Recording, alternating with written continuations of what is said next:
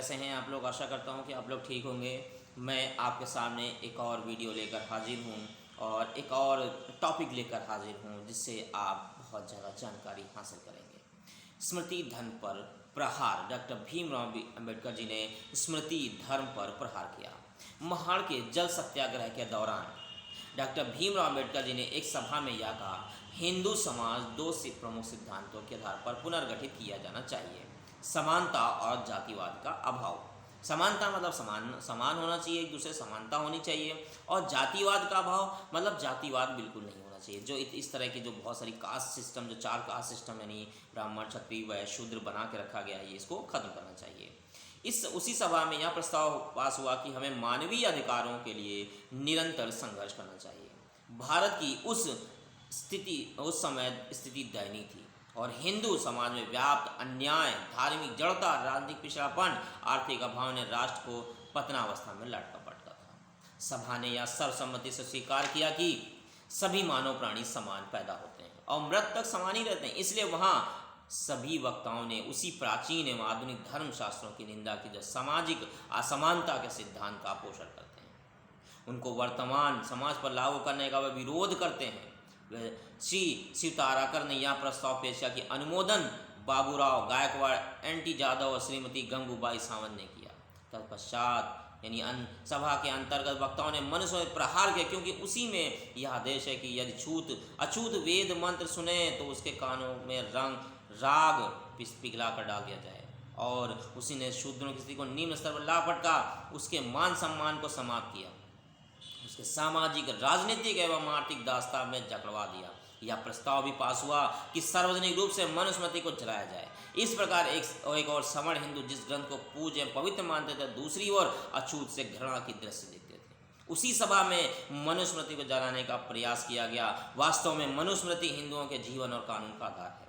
वैसे उसे हजारों वर्ष पूर्व लिखा गया था, पर कट्टर हिंदू तो उसे अब भी सर्वश्रेष्ठ धार्मिक ग्रंथ मानते हैं और वही उनके नियमों का घोर उल्लंघन भी करते हैं। उसमें ब्राह्मणों का यह प्रतिबंध है कि रासायनिक तरल वस्तुओं, वस्त्र, फल फूल, अस्त्र आदि का व्यापार नहीं कर सकते हैं। आज ब्राह्मण लोग इन्हीं चीज़ों का व्यापार में अधिकतर पाए जाते हैं। सवर्ण हिंदू मनुस्मृति के नियमों का उल्लंघन करते हैं तो उन्हीं नियमों को अछूतों शूद्रों पर लागू करने में क्या अधिकार है। यहाँ तक कि तिलक, जिन्होंने एक कपड़े मिल की स्थापना की, नहीं चाहते थे कि गैर ब्राह्मण के समझ वेद मंत्रों का उच्चारण हो अथवा वे वेदों का अध्ययन करें। जो मनुस्मृति को जलाने का प्रस्ताव सहस बुद्धाय ने प्रस्तुत किया था, धार्मिक ग्रंथों की कड़ी आलोचना करते हुए जो है उन्होंने कहा कि मनुस्मृति असमानता, निर्दयता और अन्याय का प्रतीक है। सभी वक्ताओं ने मनुस्मृति की निंदा की, जिसमें शूद्रों को सदैव दफनाए जाने के लिए कब्र खोद रखी थी। वक्ताओं ने मात्र उन्हीं की निंदा नहीं की, बल्कि रात्रि के 9 बजे एक विशेष अर्थी पर रखा और पंडाल के सामने खोदे गए गड्ढे में उसे रखा गया। फिर अछूत साधुओं के हाथों उनका अग्निदाह किया गया। भारत के कोने कोने में तहलका मच गया। सवर्ण हिंदुओं ने उस कार्य को अशोभित करार दिया। 20वीं सदी महान मूर्ति भंजक डॉक्टर भीमराव अंबेडकर ने हिंदू धर्म के झूठे देवी देवताओं, धर्म ग्रंथों की बड़ी कड़ी आलोचना की। उन्होंने कहा 25 दिसंबर सन 1927 भारत के इतिहास में स्मरणीय होगा, क्योंकि उस दिन असमानता के पुतले का अग्निदाह किया गया था। उन्हीं की देखरेख में अद्वितीय घटना घटी। उन्होंने मांग की मनुस्मृति के आधार पर हिंदुओं की ओर नई आचार संहिता हो, जिसको समान अधिकार प्राप्त हो। इस प्रकार महान भारत का विंटन वर्ग बन गया। यहीं से डॉक्टर भीमराव अंबेडकर जी के मन में धर्मांतरण का एक विचार विकसित होने लगा और आगे चलकर 1956 में साकार हुआ। मनुस्मृति के उत्सवाग्नि के संदर्भ में डॉक्टर भीमराव अंबेडकर की आवृत्ति यह देखना आवश्यक है। विद्वान डॉक्टर भीमराव अंबेडकर जी ने कहा कि मनुस्मृति को मात्र घृणा से भाव से नहीं जलाया गया, उसमें कुछ ऐसे सिद्धांत हैं जो घोर असमानता पर आधारित हैं। उन्होंने यह स्पष्ट किया कि मनुस्मृति वास्तव में सवर्ण हिंदुओं के अधिकारों का चार्टर है, जबकि अछूतों के लिए वह दास्ता की एक बाइबल है। इसी घटना के संबंध में डॉक्टर भीमराव अंबेडकर जी ने टीवी पारावती द्वारा एक साक्षात्कार में सन 1938 में यह मत व्यक्त किया कि मनुस्मृति की उत्सवाग्नि बिल्कुल किसी मंतव्य से किया गया है। यह बहुत ही मार्मिक एवं गंभीर पग था, परंतु यह काम सवर्ण हिंदुओं के ध्यानकर्षण के लिए किया गया था। समय समय पर ऐसे गंभीर कार्य आवश्यक हैं। यदि आप दरवाजे को नहीं खटका तो कोई किवाड़ नहीं खोलेगा। ऐसा नहीं है कि मनुस्मृति के सभी भाग धारणा में कुछ अच्छे सिद्धांत नहीं है। मतलब मनु स्वयं एक समाजशास्त्री नहीं थे, वह एक महात्मा थे। हमने उनका उत्सर्ग इसलिए किया कि हमें उन्हें अन्याय का प्रतीक मानते हैं। हमें सदियों तक कुचला गया, चूँकि उनकी शिक्षाओं के कारण हमें निकृष्ट निर्धनता में रखा गया, इसलिए हमने शीघ्रता ही सब कुछ बाजी मार ली। हमने अपनी जान को हाथों पर रखकर उस कार्य को संपन्न किया। सन 1906 में क्योंकि विदेशी राज्य तथा शोषण के प्रतीक समझे गए।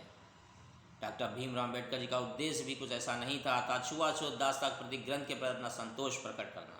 उन्होंने मनुस्मृति पर सोच समझकर प्रहार किया, क्योंकि वह अन्यायपूर्ण सामाजिक कानून का प्रतीक है। बड़ी रोचक बात है कि अम्बेडकर दोनों ही बुद्धिजीवी नेता थे जिन्होंने महाराष्ट्र में हिंदू ग्रंथ को लेकर एक तहलका मचा दिया।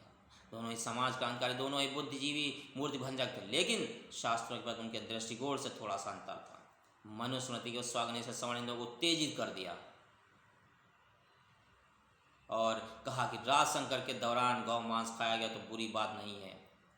यानी क्या कहा, यानी जो मनुस्मृति के उत्स्वाग्नि के सवर्ण हिंदुओं को उत्तेजित कर दिया।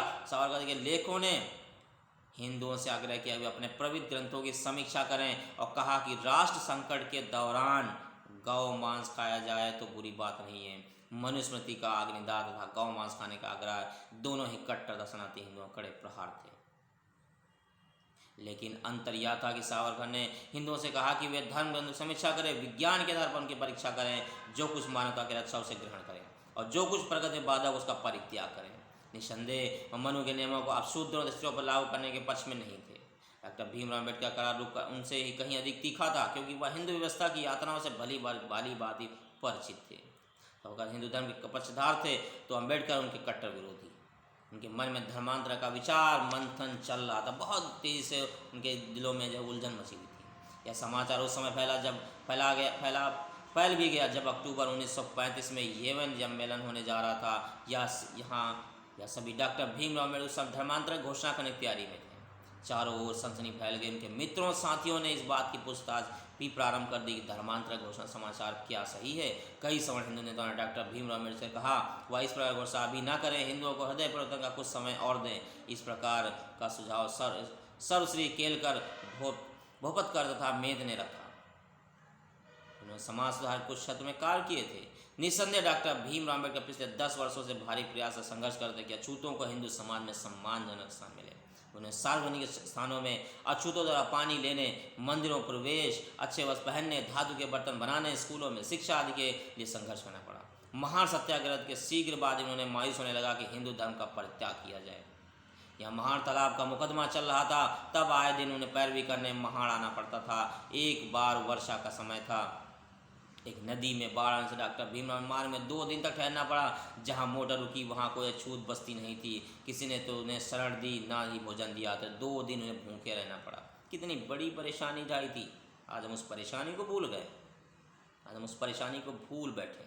यानी कि महान तालाब जिसके लिए उन्होंने संघर्ष किया था पानी पीने के लिए, वो एक बार जब वो जा रहे थे तो जब वर्षा का टाइम था, बारिश हो गई तो पानी इतना भर गया तो उन्हें मोटर से वहीं रुकना पड़ा। यानी आसपास अछूत बस्ती नहीं थी, तो उन्हें किसी ने रहने कर दिया, न पानी पीने के लिए दिया। यानी 2 दिन वो भूखे रहे। जब वह घर आए तो गुस्से से कई दिन तक अपने कमरे में पड़े रहे। फिर मित्रों के साथ उन्हें शांत किया। सन 1929 में उन्होंने अछूतों के लिए एक जलगांव की सभा में यह कह दिया कि यदि अछूत भाई चाहते हैं कि वे मानवीय प्राणों का तरह रहें, मनुष्य का खाएं पिए बैठे उन्हें किसी धर्म में चले जाना चाहिए। फलतः बहुत से दलितों ने इस्लाम को ग्रहण कर लिया और इस्लाम ईसाई भी धर्म भी जाते रहे। बड़ी निष्ठा में प्रवेश का आंदोलन छोड़ा, पर सवर्ण हिंदुओं ने कोई दया नहीं दिखाई। हिंदू नेताओं ने कोई ठोस कार्य नहीं किए कि केवल 2-4 सहानुभूतिक शब्दों सिवा उनके पास सुनने के लिए कुछ भी नहीं था, कुछ भी नहीं था। जहाँ डॉक्टर भीमराव अम्बेडकर ने पृथक निर्वाचन की वार गोलमेज परिषद में की, उसका विरोध गांधी जैसे महान नेताओं ने किया। ब्रिटिश सरकार ने उन्हें पृथक प्रतिनिधित्व दिया, गांधी के विरुद्ध आमरण अनशन पर दिया। पूना पैठ के समय मुंबई के हिंदू नेताओं ने छुआछूत निवारण सभा बुलाई, सक्रिय आंदोलन करने की घोषणा की। अस्पृश्यता निवारण संघ जो आगे चलकर हरिजन सेवक संघ कहलाया, उसकी स्थापना की।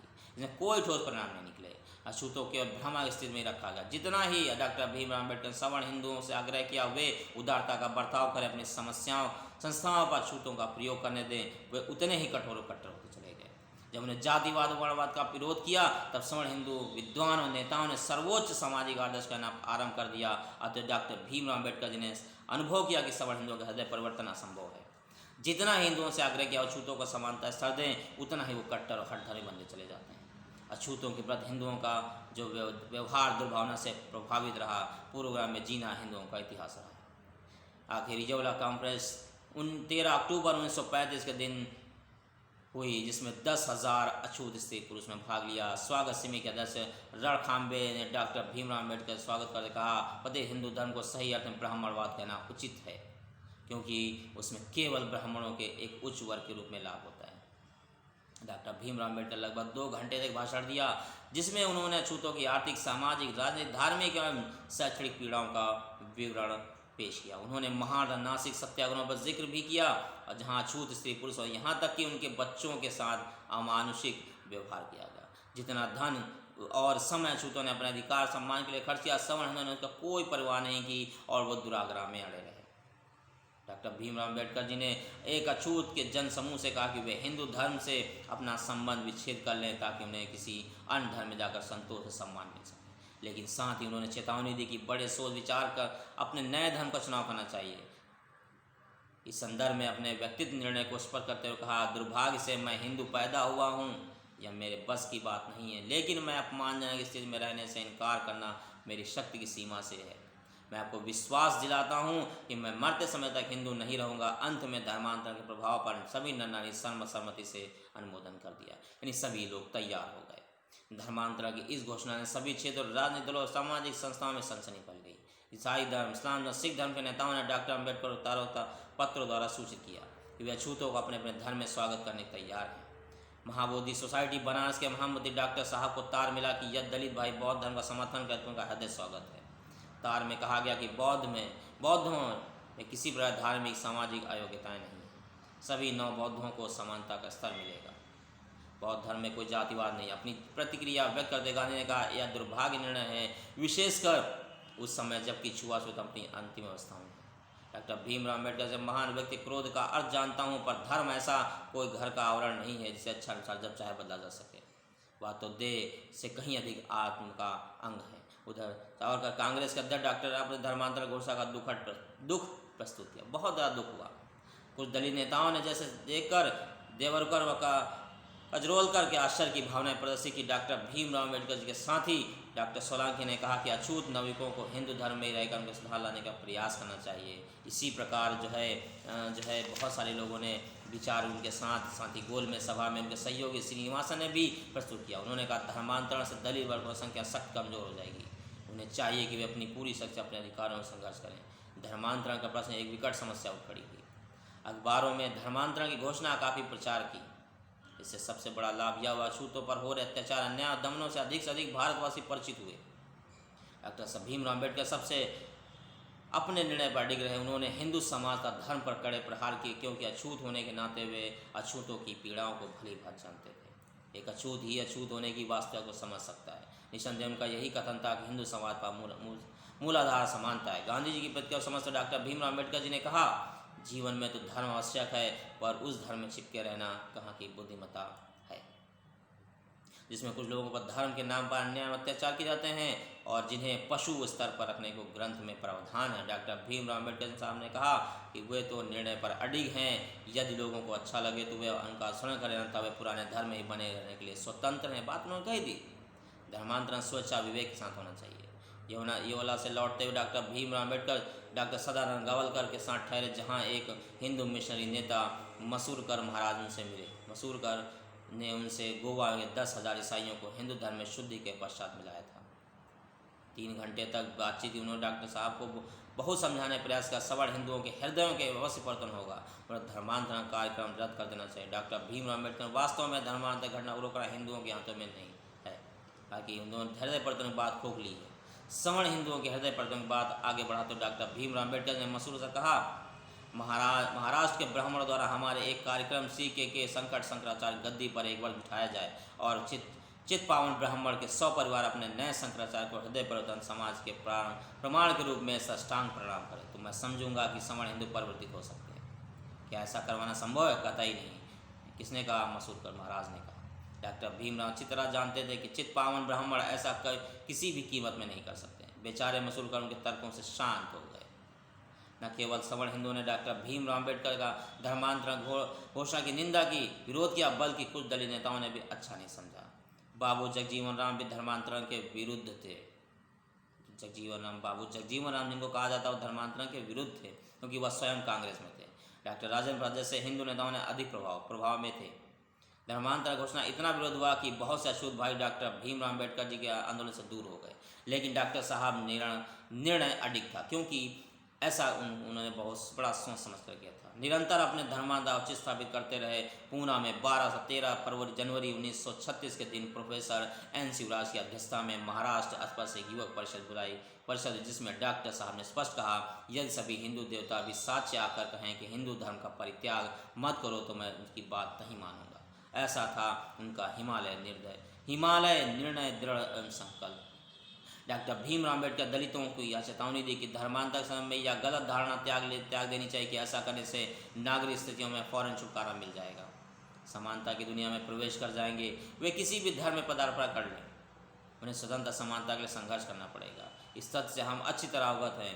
हम कहीं भी जाने की इच्छा करें तो चाहे इस्लाम में और सिख ईसाई धर्म में हमें कल्याण के लिए भारी प्रयास करना पड़ेगा।